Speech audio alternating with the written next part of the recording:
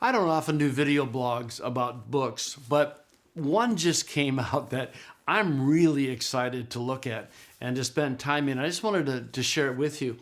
It's another version of the Greek New Testament. This one was put together by the Tyndale House in England, and it was published in the States, beautifully published, by the way, by Crossway.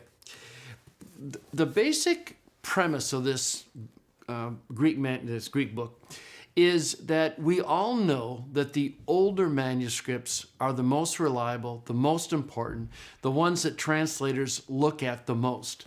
So why doesn't the Greek text that we translate from primarily reflect the first 400 or 500 years of the Greek manuscript tradition?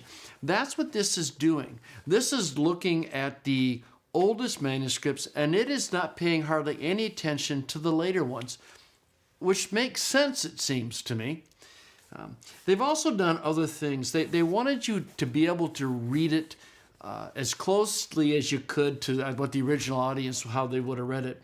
So, for example, a lot of the little circles and lines that we're used to in our Greek manuscripts are gone. They have a different notation system to show where there's differences in the Greek manuscripts.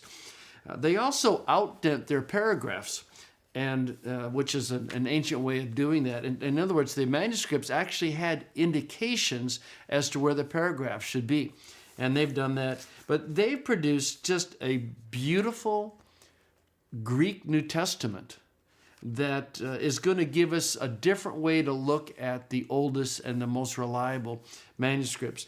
I've had a chance to compare 4 or 5 chapters of this to the Nestle Aland 28, and I think there was only one word that was significantly different. There was Iesu Christou, the order of Jesus Christ was shifted. Differences in punctuation. Again, there's indications in the manuscripts where punctuation should be. There was capitalization differences, new movable, a few of those kinds of things, but only one word was significantly different.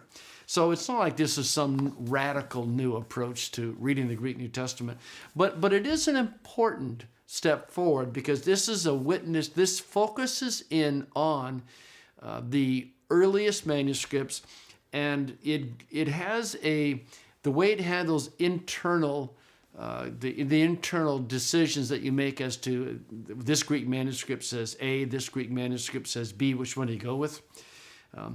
They look at the habits in the manuscripts themselves as to why changes are made, internal evidence, in other words.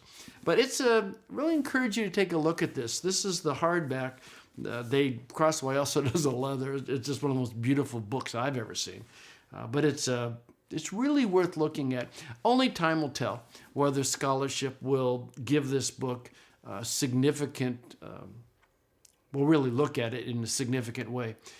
It just came out, I think, a month ago.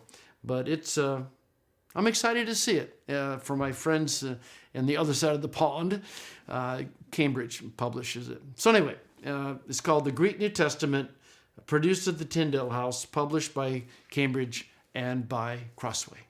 Check it out.